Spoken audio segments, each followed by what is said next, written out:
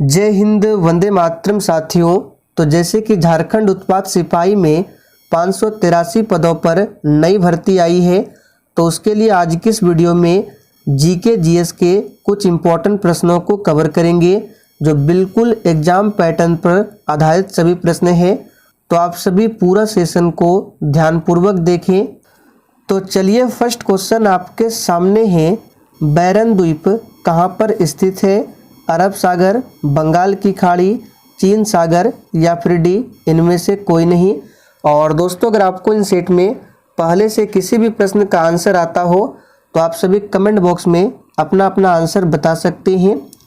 तो यहाँ पे पहले प्रश्न का आंसर अगर आप लोगों ने ऑप्शन बी को दिया है तो आपका बिल्कुल सही जवाब है। बैरन द्वीप कहाँ पर स्थित है? तो बंगाल की खाड़ी में।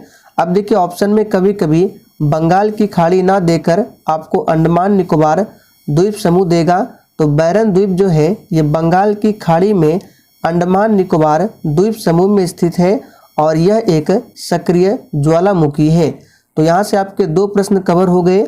बैरन द्वीप किस प्रकार का ज्वालामुखी है? तो सक्रिय ज्वालामुखी है। आइए बैरन द्वीप की लोकेशन देखते हैं।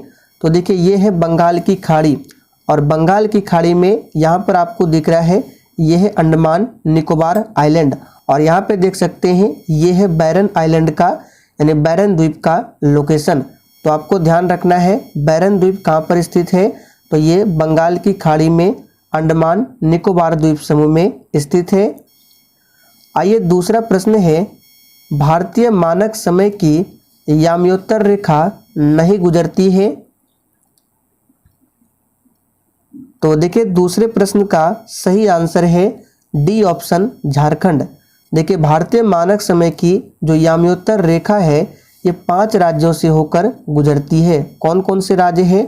उत्तर प्रदेश, छत्तीसगढ़, मध्य प्रदेश, आंध्र प्रदेश और उड़ीसा। आइए लोकेशन में देखते हैं। देखिए, ये है बीचों बीच से गुजरने वाली कर्क रेखा और ये है भारतीय मानक समय रेखा।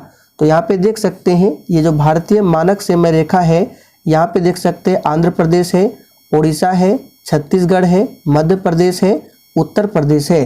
तो भारतीय मानक समय रेखा जो है ये भारत के 5 राज्यों से होकर गुजरती है, ध्यान रखना है। और दोस्तों, ये सिर्फ एक डेमो क्लास है। बहुत ही जल्द झारखंड उत्पाद सिपाही के लिए बिल्कुल शुरुआत से क्लास स्टार्ट करने वाले हैं। तो जितने भी स्टूडेंट चैनल पर पहली बार आए हैं, अगर आप लोग झारखंड उत्पाद सिपाही के लिए क्लास करना चाहते हैं तो आप लोग चैनल को सब्सक्राइब करके और साथ में बेल आइकन को जरूर प्रेस कर लें। आगे देखिए, निम्नलिखित में से भारतीय संविधान में कितनी अनुसूचियां हैं? बिल्कुल टॉप लेवल का प्रश्न है। तो दोस्तों, यहाँ पे तीसरे प्रश्न का सही जवाब है ए ऑप्शन, 12 अनुसूचियां हैं। देखिए, मूल संविधान की बात करें तो मूल संविधान में 8 अनुसूचियां थी और अभी वर्तमान समय में टोटल 12 अनुसूचियां हैं। आपसे पूछा जा सकता है कि संविधान में पहला संशोधन कब हुआ था?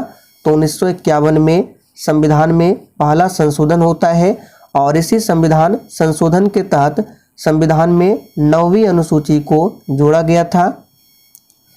आगे देखिए, निम्नलिखित में से किस संविधान संशोधन के अंतर्गत 9वीं अनुसूची को भारतीय संविधान में जोड़ा गया था? तो अभी हमने आपको बताया 9वीं अनुसूची को प्रथम संविधान संशोधन के तहत जोड़ा गया था और प्रथम संशोधन कब हुआ था? तो 1951 में, ध्यान रखेंगे। और अनुसूचियों में आपको ध्यान रखना है 11वीं अनुसूची। बार बार ये प्रश्न एग्जाम में पूछा जाता है।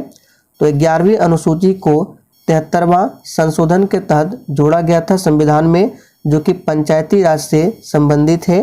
73वां संशोधन। आगे देखिए, प्रतिवर्ष केंद्रीय उत्पाद शुल्क दिवस कब मनाया जाता है? तो दोस्तों, यहाँ पे 5वें प्रश्न का सही जवाब है 24 फरवरी को प्रत्येक वर्ष केंद्रीय उत्पाद शुल्क दिवस मनाया जाता है। 28 फरवरी को क्या मनाया जाता है? तो राष्ट्रीय विज्ञान दिवस। आगे देखिए, भारत का पहला गवर्नर जनरल कौन था? तो यहाँ पे छठे प्रश्न का आंसर क्या होगा? भारत का पहला गवर्नर जनरल MC शीतलवाड़। तो सी ऑप्शन जो ही बच्चे दिए हैं बिल्कुल सही जवाब है। निम्नलिखित में से कौन सी गैस वायुमंडल में नहीं होती है? तो यहाँ पे 7वें प्रश्न का आंसर है सी ऑप्शन, क्लोरीन गैस वायुमंडल में नहीं होती है। वायुमंडल की बात करें तो वायुमंडल में सबसे अधिक नाइट्रोजन गैस है लगभग 78%, दूसरे स्थान पर ऑक्सीजन है लगभग 21%, और कार्बन डाइऑक्साइड की मात्रा की बात करें तो ये वायुमंडल में 0.03% है। आगे देखिए, विश्व की पहली महिला प्रधानमंत्री कौन थी? तो दोस्तों विश्व की पहली महिला प्रधानमंत्री कौन थी? तो श्रीमाओ भंडार नायके। और इंदिरा गांधी की बात करें तो भारत की प्रथम महिला प्रधानमंत्री थी। प्रतिभा देवी सिंह पाटिल भारत की प्रथम महिला राष्ट्रपति थी।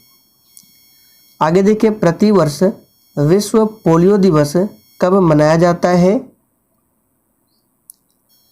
तो दोस्तों प्रत्येक वर्ष विश्व पोलियो दिवस 24 अक्टूबर को मनाया जाता है।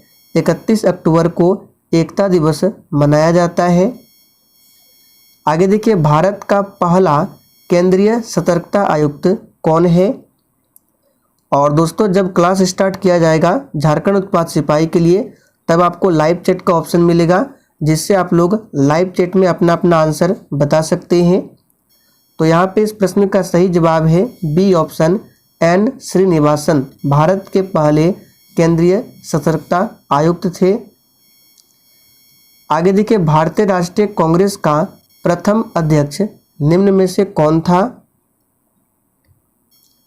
तो यहाँ पर 11वें प्रश्न का सही जवाब है WC बनर्जी, यानी कि व्योमेश चंद्र बनर्जी भारतीय राष्ट्रीय कांग्रेस के प्रथम अध्यक्ष थे। अब भारतीय राष्ट्रीय कांग्रेस की बात करें तो इसकी स्थापना कब होती है? 1885 में पूछा जाता है, याद रखिएगा। 1885 में भारतीय राष्ट्रीय कांग्रेस की स्थापना होती है। कहाँ पर? तो बम्बई में। आगे देखिए, निम्नलिखित में से कौन सा चित्र लियोनार्डो दा विंची द्वारा नहीं बनाया गया है? तो दोस्तों ये चित्र है लास्ट जजमेंट। ये चित्र माइकल एंजेलो के द्वारा बनाया गया है, ना कि लियोनार्डो दा विंची के द्वारा। निम्नलिखित में से कौन सी पुस्तक तिलक ने लिखी है? दोस्तों यहाँ पे तिलक का मतलब है बाल गंगाधर तिलक। तो यहाँ पे सही जवाब है बी ऑप्शन, गीता रस पुस्तक को किसने लिखा है? तो बाल गंगाधर तिलक ने। आप लोग कमेंट करके बताइए डिस्कवरी ऑफ इंडिया पुस्तक को किसने लिखा है? आगे देखिए, तृतीय बौद्ध सभा किस स्थान पर बुलाई गई? तो दोस्तों तृतीय बौद्ध सभा जो है ये किस स्थान पर बुलाई गई थी? तो याद रखिएगा पाटलिपुत्र। किसके शासनकाल में? तो अशोक के शासनकाल में। आगे देखिए, 1919 के दौरान दरभंगा राज्य में किसान आंदोलन का नेता कौन था? तो यहाँ पे 15वें प्रश्न का आंसर है बी ऑप्शन, स्वामी सहजानंद। अगला प्रश्न है, क्यूनिफॉर्म शब्दावली का संबंध किससे है? वेरी इंपॉर्टेंट प्रश्न है, इसको भी मार्क करके रखिए। तो दोस्तों क्यूनिफॉर्म शब्दावली का संबंध क्या है? तो मेसोपोटामिया लेखन से। तो सी ऑप्शन जो ही बच्चे दिए हैं उनका बिल्कुल सही जवाब है। आगे देखिए, ग्रीन पीस इंटरनेशनल का मुख्यालय कहाँ पर अवस्थित है? तो दोस्तों ग्रीन पीस इंटरनेशनल का मुख्यालय नीदरलैंड में अवस्थित है। और नीदरलैंड की राजधानी भी पूछा जाता है तो एम्स्टर्डम, याद रखिएगा एम्स्टर्डम ये नीदरलैंड की राजधानी है। और नीदरलैंड के द हेग में किसका हेडक्वार्टर है? तो अंतर्राष्ट्रीय न्यायालय का। आगे देखिए, पारिस्थितिक तंत्र की संकल्पना को किसने प्रस्तावित किया था? तो दोस्तों यहाँ पे 18वें प्रश्न का आंसर है सी ऑप्शन, A.G. टॉन्सले ने पारिस्थितिक तंत्र की संकल्पना को प्रस्तावित किया था। आगे देखिए, दक्षिण गंगोत्री निम्न में से कहाँ पर स्थित है। और दोस्तों इस प्रैक्टिस सेट में आपके जितने भी प्रश्न सही होंगे आपको सेशन के लास्ट में कमेंट करके अपना अपना स्कोर बताना है। तो दक्षिण गंगोत्री ये कहाँ पर स्थित है, तो इसका सही जवाब है ये अंटार्कटिका में स्थित है। अगला प्रश्न है जंतर मंतर का निर्माण निम्नलिखित में से किसके द्वारा करवाया गया था। तो दोस्तों यहाँ पे इस प्रश्न का सही जवाब है बी ऑप्शन, राजा जयसिंह के द्वारा जंतर मंतर का निर्माण करवाया गया था। आगे देखिए भारतीय परमाणु ऊर्जा कार्यक्रम के जनक किसे माना जाता है। तो बहुत ही आसान प्रश्न है, भारतीय परमाणु ऊर्जा कार्यक्रम के जनक कौन है, तो एच.जे. भाभा, पूरा नाम है होमी जहांगीर भाभा। तो डी ऑप्शन अगर आपने दिया है तो आपका बिल्कुल सही जवाब है। निम्न में से किस देश के साथ भारत की सीमा सबसे अधिक लगी हुई है। तो यहाँ पर इस प्रश्न का सही जवाब है सी ऑप्शन, बांग्लादेश के साथ भारत की अंतर्राष्ट्रीय सीमा सबसे अधिक लगती है। कितना किलोमीटर, तो लगभग 4096 किलोमीटर। और सबसे कम पूछे तो अफगानिस्तान। आगे देखिए भारत का सबसे बड़ा टाइगर रिजर्व कौन सा है। और देखिए जिसने अभी तक सेशन को लाइक नहीं किया है तो फटाफट से आप सभी सेशन को लाइक कर दें। तो भारत का सबसे बड़ा टाइगर रिजर्व कौन सा है, नागार्जुन सागर श्रीशैलम, ये कहाँ पर है, तो ये आंध्र प्रदेश में है।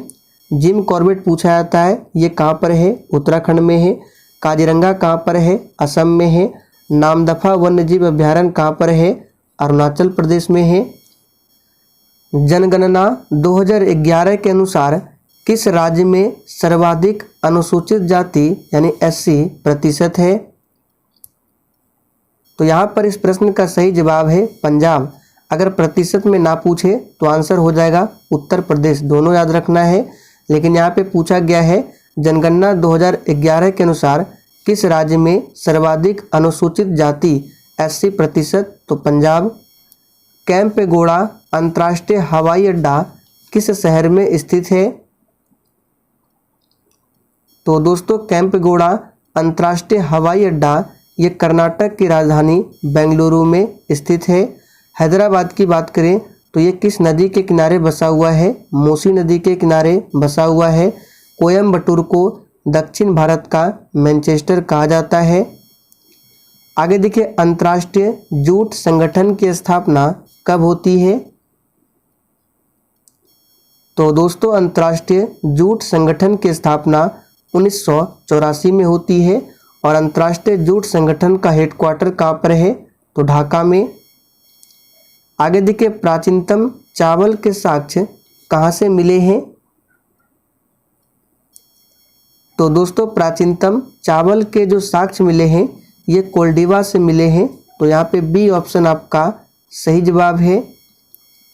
आगे देखिए दिल्ली सल्तनत का कौन सा सुल्तान लाख बख्श के नाम से जाना जाता था। तो लाख बख्श के नाम से जाना जाता था कुतुबुद्दीन ऐबक। इन्होंने ही गुलाम वंश की स्थापना की थी 1206 में और 1210 में इनकी मृत्यु हो गई थी कुतुबुद्दीन ऐबक की। आगे देखिए लंदन में इंडियन होम रूल सोसाइटी की स्थापना किसने किया था। तो काफ़ी ज़्यादा इम्पोर्टेंट प्रश्न है। इसका सही जवाब क्या होगा, ऑप्शन ए श्यामजी कृष्ण वर्मा ने। ध्यान रखेंगे कब किया था, तो 1905 में। आगे देखिए कृष्ण छिद्र सिद्धांत को प्रतिपादित किसने किया था। तो यहाँ पे 33 का आंसर है एस चंद्रशेखर ने। कृष्ण छिद्र यानी कि ब्लैक होल, तो ब्लैक होल सिद्धांत को प्रतिपादित किसने किया था, तो एस चंद्रशेखर ने। आगे देखिए ओजोन परत अवस्थित है। तो सबसे पहले आपको ध्यान रखना है ओजोन का सूत्र पूछा जाता है, O3 होता है। ओजोन दिवस कब मनाया जाता है, तो 16 सितंबर को ओजोन दिवस मनाया जाता है।